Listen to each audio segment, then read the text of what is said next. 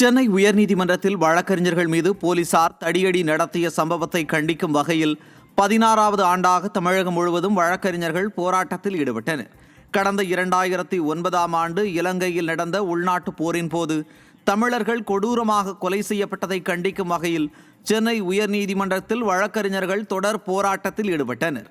அப்போது வழக்கறிஞர்களை கைது செய்ய முயன்ற போது ஏற்பட்ட பிரச்சினை காரணமாக போலீசார் உயர்நீதிமன்ற வளாகத்தில் தடியடி நடத்தினர்.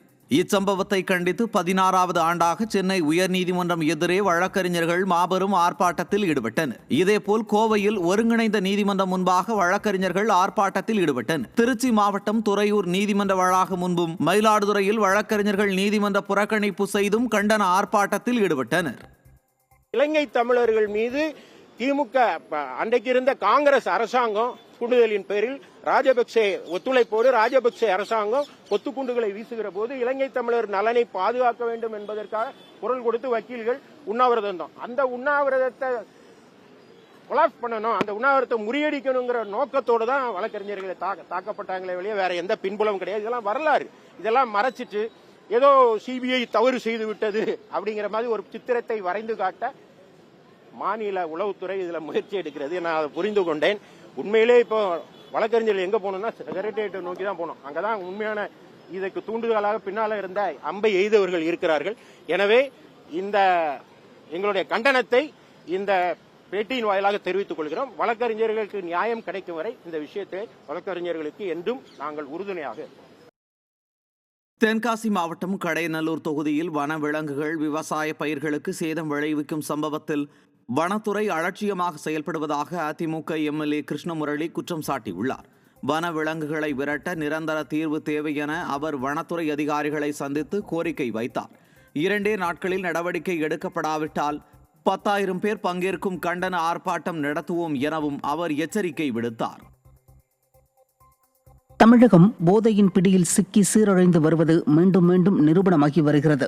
விடியா திமுக ஆட்சி பொறுப்பேற்றது முதல் தமிழகம் மது, கஞ்சா, குட்கா, மெத்தபெட்டமின் என விதவிதமான போதைக்கு அடிமையாகி பல்வேறு குற்ற சம்பவங்கள் அரங்கேறி வருகிறது. அந்த வகையில் மது பிரியர் ஒருவர் நடு ரோட்டில் அமர்ந்து கோவையிலிருந்து பொள்ளாச்சி வழியாக பழனி செல்லும் பேருந்தை வழிமறித்து அலப்பறை செய்த வீடியோ பரவி வருகிறது. இதனை கண்ட பொதுமக்கள் இதுதான் திமுக சொன்ன விடியலா என ஆவேசப்படுகின்றனர்.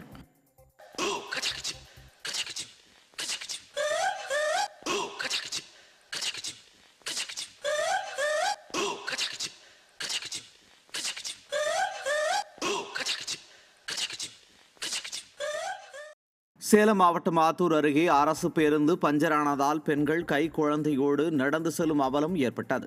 தம்மம்பட்டியில் இருந்து கெங்கவள்ளி வழியாக ஆத்தூர் சென்ற அரசு பேருந்து டயர் வெடித்து நின்றது. இதனால் கை குழந்தையோடு பயணித்த பெண்கள் உட்பட 50க்கும் மேற்பட்டோர் 2 கிலோமீட்டர் தூரம் நடந்து சென்றனர். ஸ்டாலின் அரசின் போக்குவரத்து துறை ஓட்டை உடைசல் பேருந்துகளை இயக்குவதால் உயிருக்கு பயந்தபடி பயணிக்க வேண்டியுள்ளதாக பொதுமக்கள் வேதனை தெரிவித்தனர்.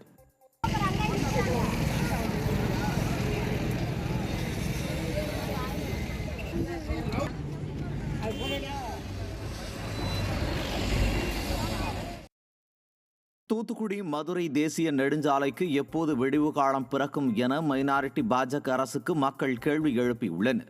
புதூர் பாண்டியாபுரம் சுங்கச்சாவடி கட்டுப்பாட்டில் உள்ள தூத்துக்குடி மதுரை தேசிய நெடுஞ்சாலை குண்டும் குழியுமாக போக்குவரத்திற்கு லாயக்கற்ற நிலையில் உள்ளது. இதனால் அப்பகுதியில் விபத்துகளும் உயிரிழப்புகளும் தொடர்கதையாகி வருகிறது. இது தொடர்பான வழக்கில் அந்த சாலையை நல்ல முறையில் சீரமைக்க வேண்டும் என்ற உயர்நீதிமன்ற மதுரை கிளையின் உத்தரவும் இதுவரை நிறைவேற்றப்படாததால் வாகன ஓட்டிகள் கடும் அவதியடைந்து வருகின்றனர். நிறைய விபத்துகள் ஏற்படுது. இப்போ கடந்த 2 மாசத்துல மட்டும் ஒரு 6 பேர்கிட்ட இறந்துருக்காங்க. அவ்வளவு குண்டும் குழியுமா இருக்கு.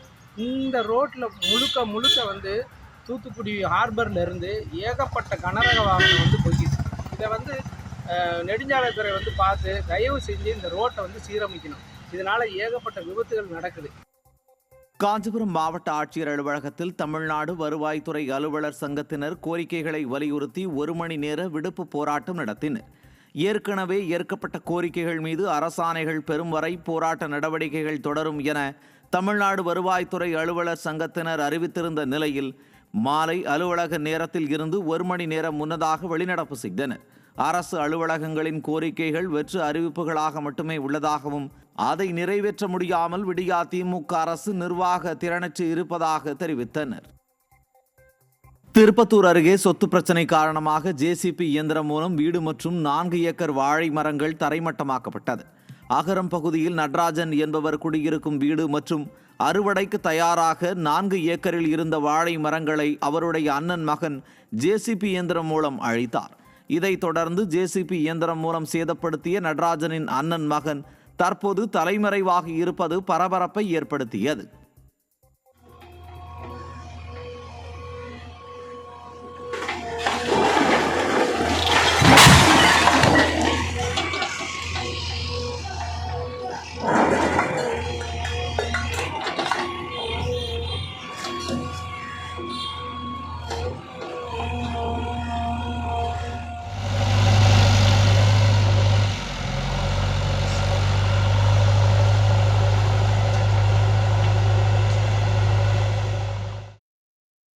நீலகிரி மாவட்டத்தில் பிளாஸ்டிக் பயன்பாடு மீண்டும் அதிகரிக்க துவங்கியுள்ளது. கர்நாடகா, கேரளா போன்ற அண்டை மாநிலங்களில் இருந்து நீலகிரி சுற்றுலா தலங்களுக்கு வரும் சுற்றுலா பயணிகளின் வருகை அதிகரித்து காணப்படுகிறது. அதன் காரணமாக பிளாஸ்டிக் பயன்பாடும் அதிகரித்து காணப்படுவதால் மாவட்டத்தின் பல பகுதிகளிலும் சாலை ஓரங்களில் பிளாஸ்டிக் பொருட்கள் குப்பைகளாக தேங்கி கிடக்கின்றன. இதுகுறித்த புகார்கள் அதிகரித்த வண்ணம் இருந்த நிலையில் பிளாஸ்டிக் பயன்பாட்டை தடுப்பதாக கண் துடைப்புக்காக அதிகாரிகள் ஆய்வு நடத்தினர். சென்னை உயர்நீதிமன்றத்தில் வழக்கறிஞர்கள் மீது போலீசார் தடியடி நடத்திய சம்பவத்தை கண்டிக்கும் வகையில் 16வது ஆண்டாக தமிழகம் முழுவதும் வழக்கறிஞர்கள் போராட்டத்தில் ஈடுபட்டனர்.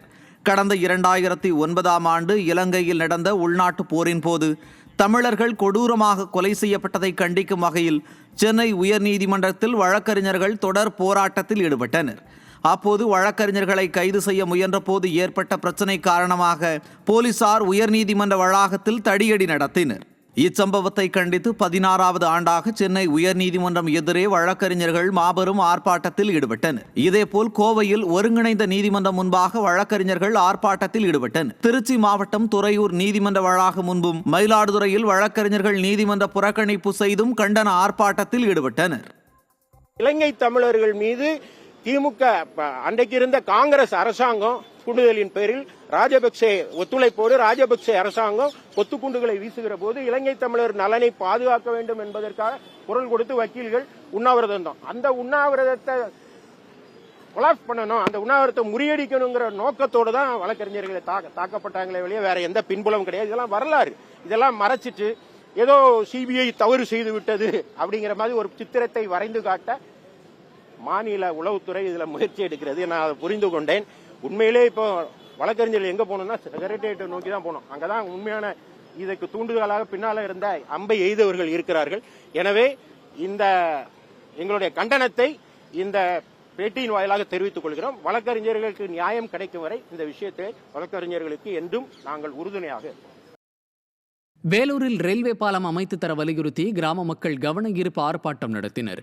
சென்னையிலிருந்து காட்பாடி வழியாக பெங்களூரு, கேரளா உள்ளிட்ட மாநிலங்களுக்கு செல்லக்கூடிய முக்கிய ரயில் தடமாக LC 57 ரயில்வே கேட் அமைந்துள்ளதால் ரயில் கேட்டை கடப்பதற்கு பொதுமக்கள் மிகவும் சிரமத்திற்கு உள்ளாகின்றனர். எனவே ரயில்வே மேம்பாலம் அல்லது சுரங்கப்பாதை அமைத்து தர வேண்டும் என பலமுறை மனு அளித்தும் அதிகாரிகள் நடவடிக்கை எடுக்கவில்லை என கூறப்படுகிறது. மைனாரிட்டி பாஜக அரசும் திறனற்ற திமுக அரசும் மக்கள் மீது அக்கறை இல்லாமல் இருப்பதாக குற்றச்சாட்டு எழுந்துள்ளது.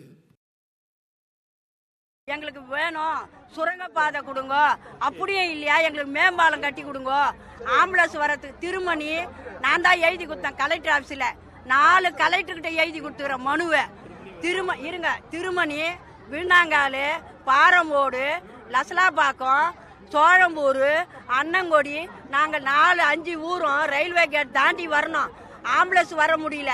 லத்தியாரி ஆஸ்பத்திரிக்கு வந்தா சேனூருக்கு போனா லத்தியாரிக்கு போங்கன்றாங்க.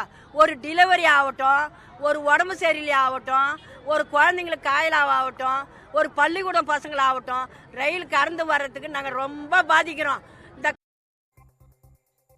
அரியலூர் மாவட்டம் செந்துறை அருகே தீ விபத்து ஏற்பட்டதில் வீடுகளை இழந்தவர்களை நேரில் சந்தித்து பெரம்பலூர் மாவட்ட கழக செயலாளர் இளம்பை தமிழ்ச்செல்வன் ஆறுதல் தெரிவித்தார். மின்கசிவால் ஏற்பட்ட தீ விபத்தில் வீடுகளை இழந்த 5 குடும்பங்களுக்கு அரிசி, காய்கறிகள், வேஷ்டி, சேலை, போர்வை உள்ளிட்ட அத்தியாவசிய பொருட்களை வழங்கினார்.